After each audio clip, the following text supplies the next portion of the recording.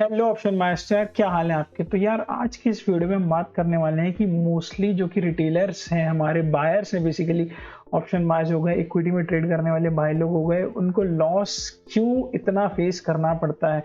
जैसा कि आप स्क्रीन के ऊपर देख रहे होंगे, ये मैंने नहीं कहा है, ये किसी महानुभाव ने कहा है, लेकिन मेरी भी 4 साल की ट्रेडिंग जर्नी में इस लाइन का बहुत महत्व है।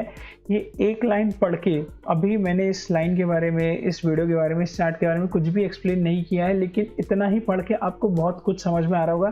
जिसने ये लाइन पहले नहीं पढ़ी है या जिसको नहीं पता कि लाइन किसने कही थी या किसने पोस्ट की थी, बेसिकली ये ट्विटर पे मैंने देखा था, सुनील मिंगलानी जी ने पोस्ट करी थी अपने ट्विटर के ऊपर। तो गाइज इस लाइन को पढ़ के आपको क्या समझ में आ रहा है और मैं इससे आपको क्या एक्सप्लेन करने वाला हूँ, इस वीडियो को देखने के बाद आपकी ट्रेडिंग जर्नी जो है एक अलग मोड़ ले लेगी। तो इस वीडियो में हम डिस्कस करने वाले हैं कि बेसिकली रिटेलर्स के पॉइंट ऑफ व्यू को कैसे एसएमसी जो रहते हैं, स्मार्ट मनी कॉन्सेप्ट, जो बेसिकली इंस्टीट्यूशनल इन्वेस्टर्स रहते हैं, कैसे रिटेलर्स के पॉइंट ऑफ व्यू को समझ के हमारे स्टॉप लॉसेस हिट करवा के मार्केट में मोमेंटम कैसे लेके आते हैं। तो गाइज जैसा कि यहाँ पर लिखा हुआ है, अक्सर लोगों के हिसाब से मार्केट जहाँ से ऊपर या नीचे जानी चाहिए, मार्केट वहां तक ऊपर या नीचे जाती है। इस चीज़ को मैं एक्सप्लेन कर देता हूँ। आप भी गलती करते होंगे, मैं भी करता था, सब करते हैं, और कोई रियलाइज करने वाला होना चाहिए गलती को। बस अपनी गलती उस इंसान कब तक खुद सीखेगा, ये मार्केट है, सीखते सीखते आप कंगाल हो जाने हैं। तो गाइज यहाँ पर मैं आपको लेके चलता हूँ एक चार्ट के ऊपर। कैंपस शूज का डेली टाइम फ्रेम का चार्ट है। सपोज सपोर्ट और रेजिस्टेंस हमने यहाँ पर मार्क करके रखा है। ये रहा रेजिस्टेंस, ये रहा सपोर्ट, ठीक है। सपोज अपन यहाँ कहीं है या यहाँ पे नीचे है कहीं पे, ठीक है। अपन ने रेजिस्टेंस मार्क करके रखा है। न्यूबीज और बिगनर्स की गलती मैं आपको साफ साफ बता दे रहा हूँ, जो मोस्टली लॉसेस फेस करते हैं, अधिकतम लॉसेस फेस करते हैं। होता क्या है, ये रेजिस्टेंस हमने मार्क करके रख दिया और हमने सोच लिया कि यार इसके ऊपर आएगा तो मैं ले लूंगा, है ना, मैं बाय कर लूंगा, ब्रेकआउट होगा मैं बाय कर लूंगा, टारगेट। उसके बाद हमने ये डिसाइड कर लिया, ये स्विंग तक का हमने टारगेट डिसाइड कर लिया। अब हुआ क्या, मार्केट यहाँ तक आया, मार्केट ने यहाँ पे कैंडल ऊपर बनाई और डे खत्म होते होते मार्केट ने क्लोजिंग उसके आसपास ही कहीं कर दी, नेक्स्ट डे वहीं से फॉल आ गया, है ना। तो यहाँ पर वही लाइन अप्लाई हो रही है कि नहीं हो रही है। मार्केट यहाँ से ऊपर या नीचे जाना था हमारे हिसाब से, बट मार्केट वहां तक ऊपर या नीचे गया, ऊपर गया, है ना। तो कायदे से आपको आपके ट्रेडिंग का स्टाइल बदलना पड़ेगा। अब आपको एंट्री इस चार्ट में पर्टिकुलरली कहाँ समझ में आ रही है, आपको कहाँ एंट्री करनी थी। ये नीचे हैमर कैंडल है, हैमर कैंडल का स्टॉप लॉस यहाँ आपको कितना छोटा मिल रहा था, 414 का एसएल, है ना, और क्लोजिंग हुई थी 427 पे। 14, 10, 24 और 3, 27, 13 रुपए का एसएल मिल रहा था। उसके अगेंस्ट में टारगेट कितना मिला आपको, 464 तक का, ठीक है। तो मतलब 14 रुपए से डबल, मतलब 28 रुपए, मेरे ख्याल से 1.5 टाइम्स आपको यहाँ पर टारगेट मिल गया। 1:1.5 का अगर आपको रेशियो मिल रहा है तो आप वहां तक बेसिकली, अगर आप इस लाइन को पर्टिकुलरली आप समझ लेते हैं ना, कि आपको buy at low and sell at high वाला कॉन्सेप्ट आपको अपनाना है, ठीक है। अभी इसी में मैं अगर आपको इसके 5 मिनट टाइम फ्रेम पे लेके चलता हूँ, जैसे नॉर्मली ये चार्ट अपन देख रहे हैं, यहाँ पर सपोज 5 मिनट टाइम फ्रेम है, ये जैसे ये यहाँ पर अपन एक लाइन मार्क कर देते हैं, हॉरिजॉन्टल लाइन, ठीक है। अब ये था यहाँ पर सपोर्ट और मार्केट यहाँ खुला, तो हमने एक लाइन मार्क कर दिया है ना, कल का सपोर्ट, आज का रेजिस्टेंस, उसके नीचे खुला मार्केट, मार्केट यहाँ से बिखर गया, बिल्कुल मार्केट यहाँ से बिखर गया। अब हमें अगर एंट्री बनानी थी और हम सोच रहे थे यार, अब सेंटीमेंट्स न्यूट्रल है, सेंटीमेंट्स न्यूट्रल है, कोई नेगेटिविटी नहीं, कोई पॉजिटिविटी नहीं है, ठीक है। मिक्स सेंटीमेंट्स है मार्केट के, यूएस ग्लोबल फलाना ठिकाना, एसजीएक्स निफ्टी सब ठीक है, नॉर्मल है, गैप अप गैप डाउन भी कुछ खास नहीं है। तो अब यहाँ मार्केट खुला, कैंपस का स्टॉक पर्टिकुलर खुला और बिखर गया यहाँ से, ठीक है। अब हमने बोला कि यार सेंटीमेंट भी नेगेटिव नहीं है, कुछ भी नहीं है, तो इन्हें जो बिगनर्स है अपने, या जो भी आप और मैं हैं, अपन ने यहाँ पर सपोर्ट रेजिस्टेंस भी मार्क कर लिया। और अब हमने कहा कि यार अगर ये ब्रेक होगा तो हम एंट्री ले लेंगे, ठीक है। मार्केट ऊपर आया, कंसोलिडेट किया, ये ब्रेक दे दिया, एंट्री छूट गई, एंट्री तो मिस हो गई। तो अब यहाँ पर भी वही कहानी होती है गाइस, कि मार्केट यहाँ तक बिखरा, ठीक है, यहाँ से ऊपर आया, ब्रेक होगा, सेंटिमेंट्स नेगेटिव नहीं है, ब्रेक भी हुआ, पर एंट्री मिली, एंट्री नहीं मिली। तो अब पर्टिकुलर जो बंदे हैं जिनको 5 से 10 सेटअप्स बेसिकली आते हैं, और 5 से 10 सेटअप्स भी कंटिन्यू पूरे सेटअप्स पे ट्रेड नहीं करने चाहिए, 2 से 3 सेटअप बहुत होते हैं ट्रेड करने के लिए। अब बेसिकली यहाँ पर भी अगर कोई सपोर्ट जोन होगा, बेसिकली जैसे ये सपोर्ट जोन है, ये है support zone, basically support zone के नीचे ही, क्योंकि चार्ट्स उतने प्रॉपर एक्चुअल में होते नहीं है जितने आपको गूगल इमेजेस में मिल जाते हैं, जो आप चार्ट पैटर्न सर्च करते हैं ना, तो वैसे इन रियलिटी उतनी क्लियरिटी इनमें होती नहीं है। अब देखिए सपोर्ट के नीचे तक आ गया, सपोर्ट के नीचे पर्टिकुलर डब्ल्यू पैटर्न बनाया, ब्रेक किया और उसके बाद ऊपर चला गया। तो इसमें भी कहानी वही हुई कि अपने हिसाब से तो मार्केट इसके ऊपर जाना था, सेंटीमेंट अपने न्यूट्रल थे, ठीक है, गया भी आपने जैसा सोचा था वैसा हुआ भी, ब्रेक आउट भी मिला है बट एंट्री नहीं मिली। तो यहाँ भी कहानी गाइस यही होती है कि ये मार्केट ने यहाँ पे डब्ल्यू पैटर्न बनाया, ऊपर गया, कंसोलिडेट और ब्रेकआउट हुआ। आपको ब्रेकआउट पे एंट्री लेनी थी, आपको एंट्री नहीं मिली, बाकी सब वैसे ही हुआ जैसा अपन ने सोचा था, है ना। अब मैं आपको एक आध और कोई चार्ट दिखा देता हूँ, नॉर्मल सा मैं आपको एक और एग्जाम्पल देता हूँ। कौन सा चार्ट ले लें, SBI का चार्ट ले लेते हैं, है ना। SBI का चार्ट ले लेते हैं अपन, ड्राइंग्स डिलीट कर देते हैं सब इसके ऊपर, है ना। अब डेली या 4 आवर टाइम फ्रेम अपन सपोर्ट रेजिस्टेंस के लिए निकाल लेते हैं, ठीक है। अब जैसे ये है गाइज यहाँ पर, है ना, जैसे आज ही बहुत ज़्यादा फॉल है अदानी के स्टॉक्स में। आज मैं ये वीडियो शूट कर रहा हूँ 27 जनवरी है, तो आज अदानी के स्टॉक्स में बहुत ज़्यादा फॉल आया। आप जब भी वीडियो देखेंगे तो आपको पता रहे, डेट याद रहेगी। तो आप ये देखिए कि यहाँ पर हमने एक हॉरिजॉन्टल लाइन मार्क कर दी कि ये सपोर्ट जोन है भाई, अगर ये ब्रेक होगा तो हम एंट्री लेंगे, है ना। ब्रेक होगा तो हम एंट्री लेंगे, नीचे की एंट्री बनाएंगे, ठीक है। अब मैं आपको बताता हूँ इसमें एक ट्विस्ट।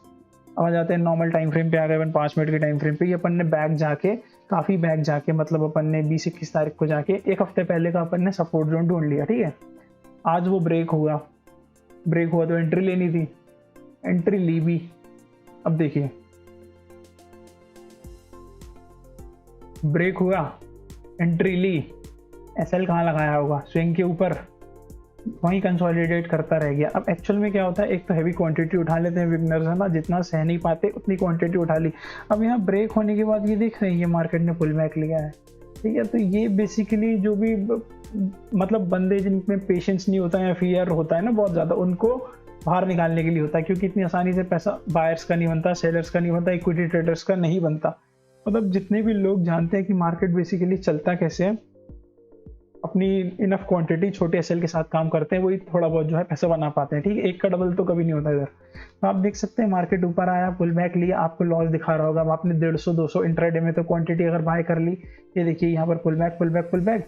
अब लोग छोटा ही SL रखते हैं मोस्टली। अब ये देखिए ये SL यहाँ पर हिट किया और उसके बाद ये नीचे चला गया, ठीक है। और आज तो कंटिन्यू खुलते ही बिखर गया। ब्रेकआउट पे आपको एंट्री लेनी थी, आपने ब्रेकआउट पे एंट्री ली भी, शायद आपका SLO खा गया, उसके बाद वो कंटिन्यू फॉल कर गया, है ना। तो अब मैं आपको दूसरी चीज़ बताता हूँ। Trading is basically 10% skill and 90% execution.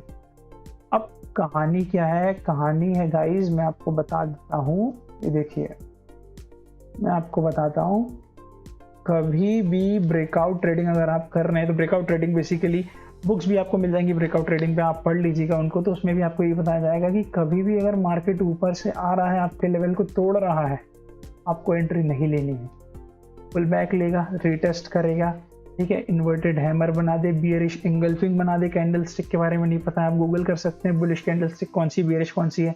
इस पे रिटेस्ट करेगा और यहाँ पर एक नेगेटिव कैंडल बनाएगा, तो ही आपको शॉर्ट करना है। यहाँ तक का टारगेट मोस्टली रखते हैं, बेसिकली उससे ज़्यादा ही मिलता है अगर आपने ये पैटर्न ट्रेड किया होगा तो, है ना। बेसिकली अगर आप ब्रेकआउट ट्रेडर होंगे तो सेम कहानी ये है कि अगर मार्केट ऊपर आया, आपके लेवल को ब्रेक दे दिया, तो जब तक वो रिटेस्ट नहीं करता तब तक आपको एंट्री नहीं लेनी है। इसमें लोग ट्रैप कैसे होते हैं मैं आपको बता देता हूँ। इसमें लोग ट्रैप ऐसे होते हैं, मार्केट आया, बिखरा, ठीक है, उसके बाद पुल बैक लिया और वो ऊपर आ जाता है ना।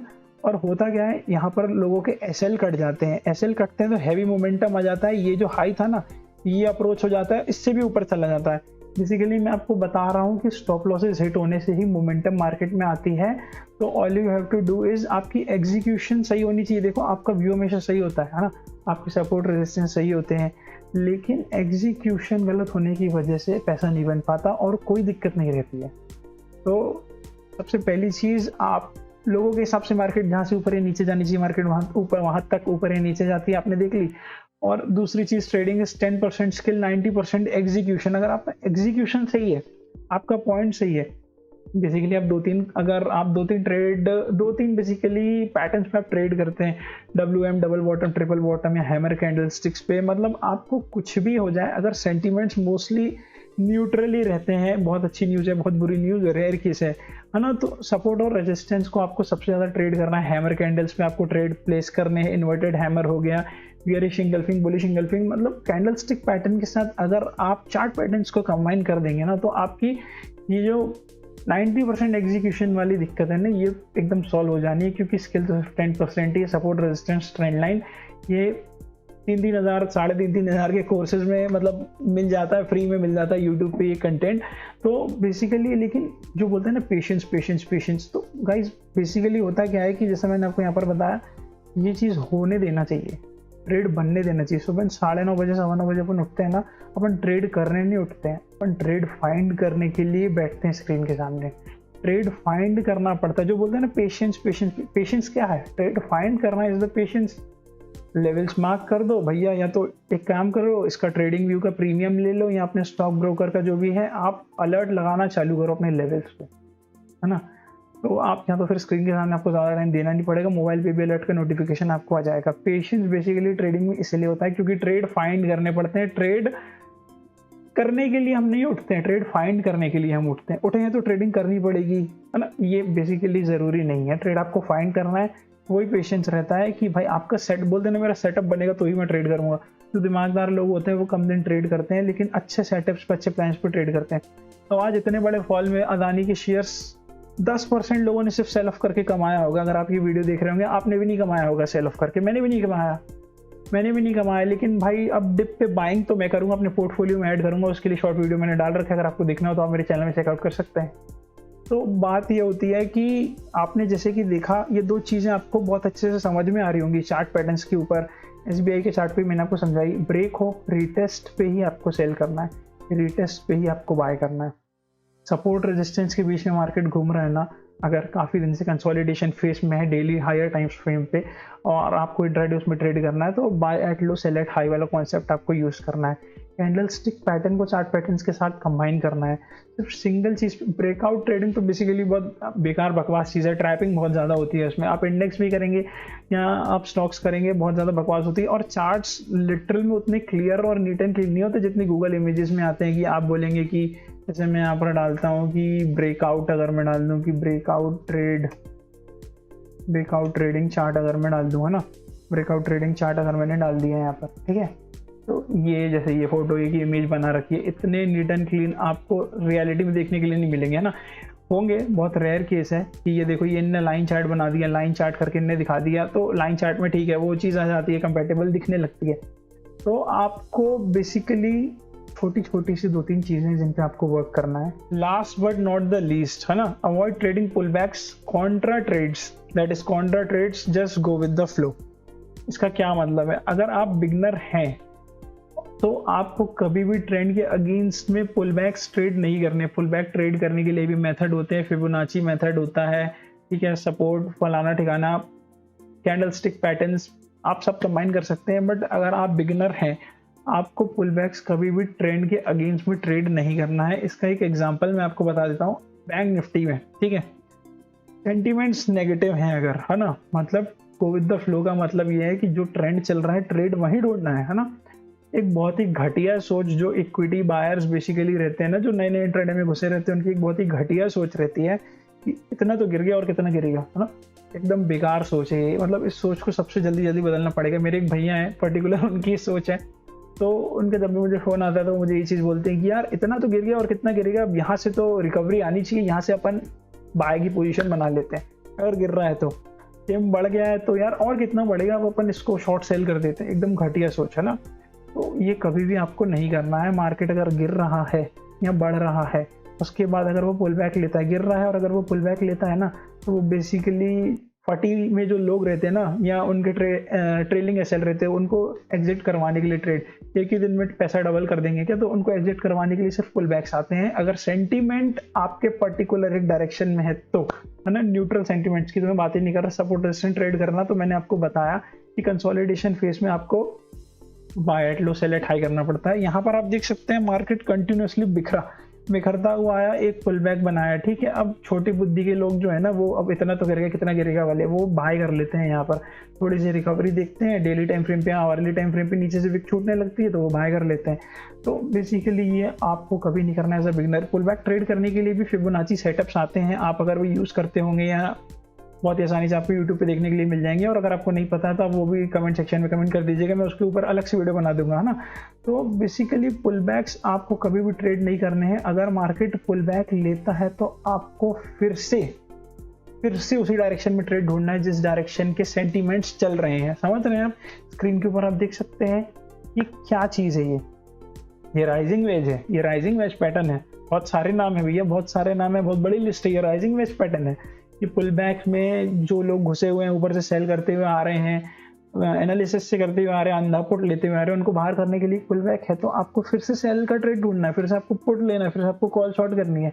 आपको कॉल बाय नहीं करनी है, आपको पुट सेल नहीं करना है। यहाँ पे मैं बायर और सेलर दोनों की बात कर रहा हूँ। नेकेड जो लोग ट्रेडिंग करते हैं, हेजिंग करने वालों की तो भाई ठीक है, कोई दिक्कत नहीं है, पैसा बहुत ज़्यादा होता है उन पे, तो हेजिंग वालों की तो दिक्कत नहीं है। लेकिन मेरे कहने का मतलब ये है कि जो हमारा लास्ट पॉइंट है, avoid trading pull backs, that is contra trade, just go with the flow, ठीक है। तो लॉसेस कम करना अगर हम सीख जाएंगे, प्रॉफिट वैसे बड़े हो जाएंगे। अब मैं एक बात ये पूछना चाहूँगा कि प्रफुल्ल बिल्लोरी को आप जानते होंगे या अनुभव दुबे को आप जानते होंगे। बेसिकली इनका चाय बार के कॉन्सेप्ट है। तो ये लोग चाय बार अपना ओपन करते हैं तो कहाँ करते हैं? गर्ल्स हॉस्टल के बाहर करते हैं, जहाँ चले वहाँ ओपन करते हैं, वहाँ फ्रेंचाइजी अलॉट करते हैं, है ना। छोटा एसएल रखते हैं, बड़ा टारगेट रखते हैं कि चलेगा तो प्रॉफिट ज़्यादा आएगा। तो जब आप स्टॉक मार्केट में धंधा करने उतरते हो और एंट्री लेते हो तो एसएल का ध्यान क्यों नहीं देते हो? जहाँ छोटा एसएल मिले वहाँ क्यों नहीं घुसते हो भाई? ब्रेकआउट होने के बाद रीटेस्ट पे जहाँ छोटा एसएल मिले वहाँ आप नहीं घुसते हो। एसएल छोटा करने की सोचना है, ट्रेड फाइंड करने की सोचना है, चार्ट पैटर्न बनने देना है। Naked call, naked put, loss loss loss. तो बेसिकली मेरे भी बहुत सारे फ्रेंड्स हैं जो कि ट्रेडिंग करते हैं और काफ़ी समय से करते आ रहे हैं। तो मेरे कहने का मतलब, अगर आप पे कैपिटल ज़्यादा है तो भाई आप जो कि है ना वीकली पोजीशंस बनाओ, बैंक निफ्टी के इंडेक्सेस में, फिर निफ्टी में आप 2-3% उसका बनाओ, easy out of the money को सेल करके बैठो। लेकिन लिटरल अगर आपको इंट्राडे ट्रेडिंग करनी है ना, तो you have to find a trade with short SL की। अगर खोने के लिए जितना रखना पड़ता है ना, खोने के लिए मेरे पास 20 रुपये हैं, बस ऐसे ट्रेड फाइंड करने पड़ते हैं आपको कि खोने के लिए मेरे पास 20 रुपये। अब आप ये देख रहे हैं सपोर्ट रेजिस्टेंस, ये सब एनालिसिस है। अब आप देख सकते हैं बिल्कुल रेजिस्टेंस से बिखरता हुआ आया, ठीक है, सपोर्ट भी तोड़ दिया, फिर पुल बैक लिया और एक राइजिंग वेज पैटर्न बनाया और सपोर्ट से फिर बिखर गया।